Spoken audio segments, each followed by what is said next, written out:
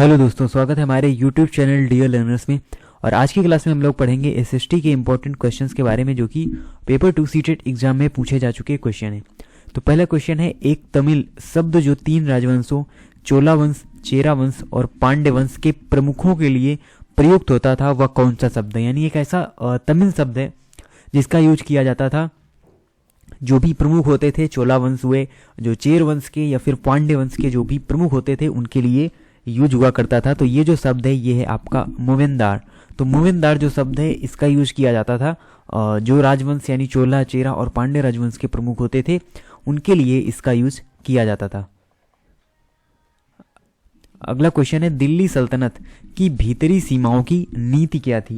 यानी जो भीतरी सीमाएं थी दिल्ली सल्तनत की, तो उनके लिए जो यहाँ पर भीतरी सीमाएं थी उनकी जो नीति थी वो थी वनों को काटकर शहरों की पृष्ठभूमि में भीतरी भूमि का सुदृढ़ीकरण करना। यानी जो भी शहरों की पृष्ठभूमि में स्थित भीतरी भूमि है उसकी रक्षा के लिए रिलेटेड नीति थी कि वनों को काटकर क्या किया जाए, उस भीतरी भूमि का सुदृढ़ीकरण किया जाए।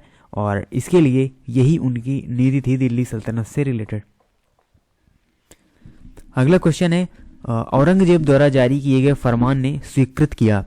तो औरंगजेब द्वारा फरमान जारी किए गए ईस्ट इंडिया कंपनी से रिलेटेड, और यहाँ पर आपको बताना है कौन सा जो फरमान है वो जारी किया गया था।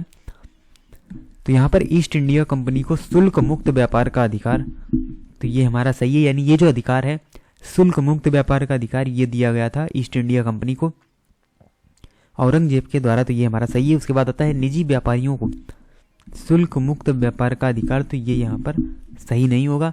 जो निजी व्यापारियों को शुल्क मुक्त व्यापार का अधिकार नहीं दिया गया था, तो हमारा जो आंसर सही होगा वो होगा केवल ए नंबर।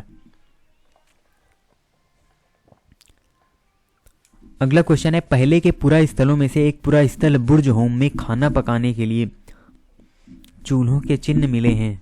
तो यानी जो चूल्हों के चिन्ह है बुर्ज होम में, जो कि कश्मीर में स्थित एक पूरा स्थल है, तो इसमें आपको बताना है कि जो चूल्हे के चिन्ह मिले हैं ये झोपड़ियों के अंदर मिले हैं, बाहर मिले हैं, या फिर दोनों जगह मिले हैं, या फिर झोपड़ियों से दूर मिले।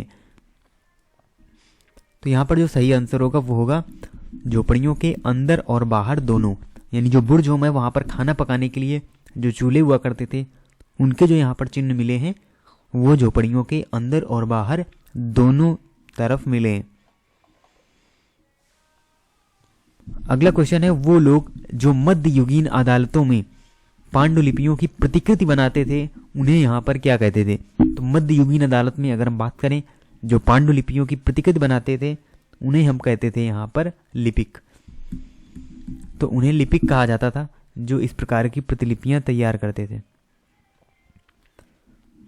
अगला क्वेश्चन है, हम्पी वाणिज्यिक और सांस्कृतिक गतिविधियों का केंद्र था। तो बिल्कुल सही बात है, जो वाणिज्य की हम बात करें सांस्कृतिक गतिविधियों का केंद्र हम्पी हुआ करता था, जो कि कर्नाटक में स्थित है।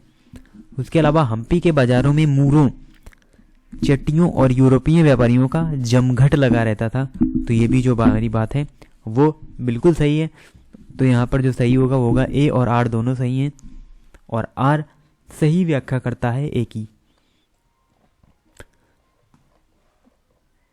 अगला क्वेश्चन है यहाँ पर, भारत में ब्रिटिश राज्य के संदर्भ में निम्नलिखित कथन बताइए। तो यहाँ पर है, ईस्ट इंडिया कंपनी ने अपने राज्य क्षेत्र में स्थायी बंदोबस्त और महलवाड़ी बंदोबस्त लागू किए। तो ये हमारी बात बिल्कुल सही है। जो भी ईस्ट इंडिया कंपनी थे उसने स्थायी बंदोबस्त और महलवाड़ी और रैयतवाड़ी व्यवस्था की शुरुआत की थी, जो कि भूमि सुधार से रिलेटेड ये सारे यहाँ पर योजनाएं थी, या हम ये कह लें ये सभी प्रकार की एक व्यवस्था थी स्थायी बंदोबस्त की, महलवाड़ी की। और उसके बाद इन बंदोबस्तों को कृषि पद्धति में खासकर सिंचाई व्यवस्था में सुधार की जरूरत थी। तो ये जो हमारा कथन है वो यहाँ पर सही नहीं है। यहाँ पर केवल और केवल जो ए नंबर हमारा कथन है वही सही है, आर यहाँ पर सही नहीं है। तो ए सही है लेकिन आर गलत है, ये हमारा सही आंसर होगा। अगला क्वेश्चन है, निम्नलिखित कथनों में से कौन सा कथन मध्ययुगीन काल के द्वारा अहोम के बारे में सही है। तो अहोम जिसका कि जो जिक्र हमको देखने को मिलता है असम वाले एरिया में, जो अहोम वंश है उसका शासन हुआ करता था। तो यहाँ पर वह मौजूदा वर्तमान म्यांमार से आए हुए प्रवासी हैं। तो बिल्कुल सही बात है, आप देखेंगे इस तरफ ही यहाँ पर म्यांमार पड़ता है भारत के पूर्वोत्तर की ओर, और मौजूदा यानी पहले तो ये नहीं हुआ करता था, पहले वर्मा के नाम से एक ही में हुआ करता था। फिर ये जो म्यांमार से आए हुए प्रवासी हैं, जो कि मौजूदा यानी वर्तमान में ये म्यांमार है जो कि एक अलग कंट्री है, तो वह मौजूदा म्यांमार से आए हुए प्रवासी हैं, बिल्कुल सही बात है। फिर है अहोम राज्य उनकी सेना के लिए स्वैच्छिक सेवा पर निर्भर था, तो ये कथन हमारा सही नहीं है अहोम के बारे में। फिर है ग्रामीण समुदायों ने कृषकों को जमीन वितरण में निर्णायक भूमिका निभाई, तो ये हमारा जो कथन है वो यहाँ पर सही है। तो सही कथन होगा ए और सी नंबर, तो ए और सी यहाँ पर सही होगा। अगला क्वेश्चन है निम्न कथनों पर विचार कीजिए। फिर पंडिता रमाबाई ने पूना में एक विधवा गृह की स्थापना की जहां विधवा महिलाओं को पनाह दी जाती थी, तो ये जो हमारा कथन है बिल्कुल सही है। पंडिता रमाबाई ने इस प्रकार के विधवा गृह की स्थापना की थी पूना में, जहां विधवाओं को क्या दी जाती थी, पनाह दी जाती थी। फिर यहाँ पर पंडिता रमाबाई संस्कृत की प्रकांड विदुषी थी, तो ये भी बात सही है, वो संस्कृत की एक प्रकांड विद्वान थी।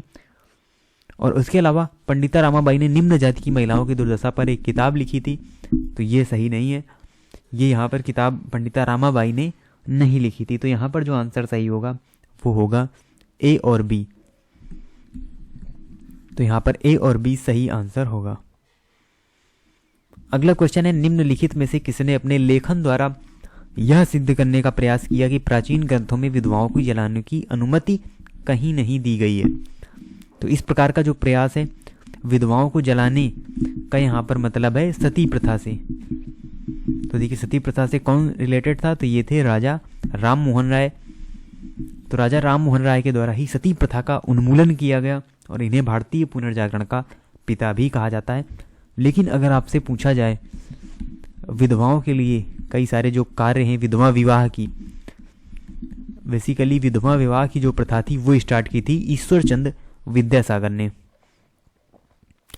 अगला क्वेश्चन है निम्नलिखित में से कौन सा तरीके का प्रयोग 19वीं शताब्दी के सुधारकों ने समाज में फैली हानिकारक प्रथा को चुनौती देने के लिए किया। तो यानी किस प्रकार की, जो हम ये कह लें किस प्रकार के तरीके का यूज किया गया 19वीं सदी में, जो सुधारक थे उन्होंने समाज में फैली जो व्याप्त हानिकारक प्रथाएं थी उनको चुनौती देने के लिए किया। तो यहाँ पर जो प्राचीन धार्मिक ग्रंथों से ऐसे श्लोक या वाक्य संदर्भित करने का प्रयास करते थे जो उनकी सोच का समर्थन करते हो, यानी जो भी हमारे प्राचीन धार्मिक ग्रंथ हो, वो फिर चाहे महाभारत हो, रामायण हो, उन सभी के श्लोक के माध्यम से आपने देखा होगा बहुत सारे श्लोक हमारी महाभारत में, गीता में दिए हुए हैं, और उन्हीं का जो हम ये कह लें रेफरेंस देने का प्रयास किया यहाँ पर जो समाज सुधारक थे, जिससे कि समाज में व्याप्त जो हानिकारक तत्व हैं उनको यहाँ पर मिटाया जा सके।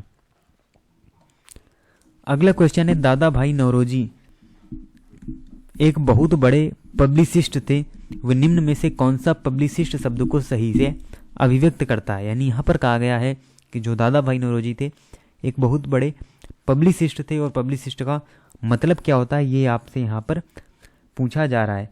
तो यहाँ पर देखिए इसका सही आंसर होगा वह जो किसी विचार को विभिन्न माध्यम से प्रसारित करता हो उसे ही हम क्या कहते हैं, पब्लिसिस्ट कहते हैं। तो यहाँ पर आपको ध्यान रखना है, और इंग्लिश में आप इसे और अच्छी तरीके से समझेंगे, वन वर्ड टाइप से हो जाएगा। Someone who publicises ideas through various means is called publicist, तो उसे ही पब्लिसिस्ट यहाँ पर कहा जाएगा। अगला क्वेश्चन है घटनाएं दी हुई हैं और उनके सही जो भी यानी वो किस वर्ष हुई ये आपको यहाँ पर बताना है। तो देखिए बात करें अगर हम रॉलेट सत्याग्रह या रॉलेट एक्ट की, तो ये 1990 में आया था।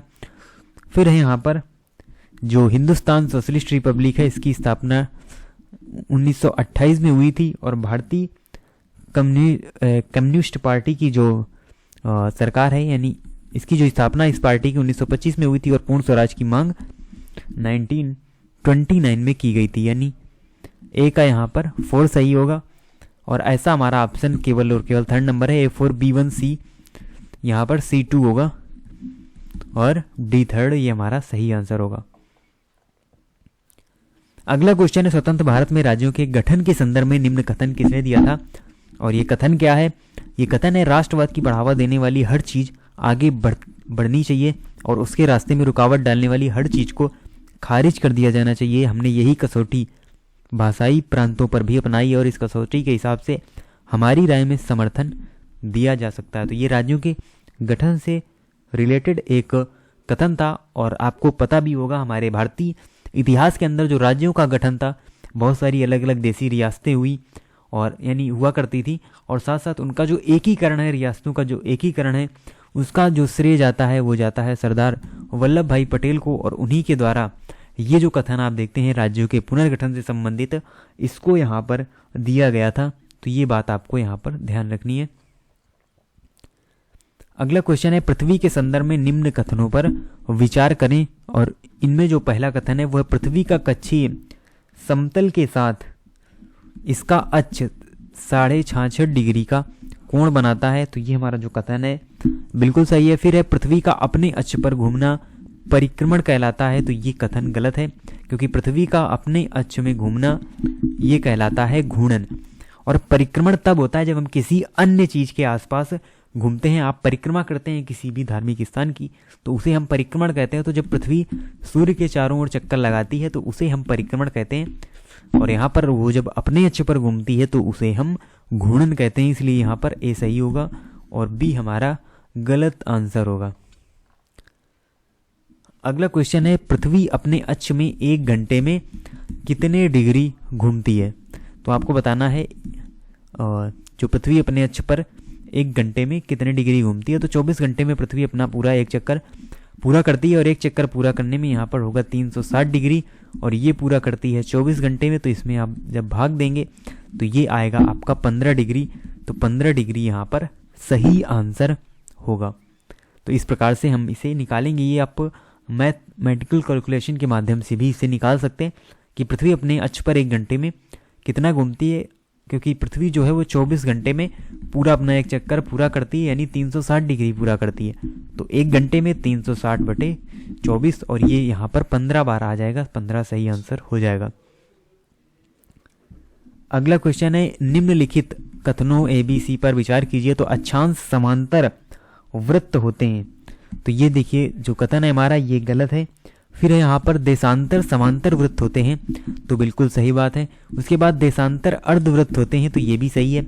जो भी हमारी देशांतर रेखाएं होती हैं आप देखते हैं इस प्रकार से इन्हें खींचा जाता है, तो ये एक सेमी सर्कल फॉर्म में होती हैं, यानी अर्धवृत्त के फॉर्म में होती हैं। तो इसीलिए यहाँ पर जो हमारा कथन सही होगा वो बी और सी दोनों ही कथन यहाँ पर सही होंगे।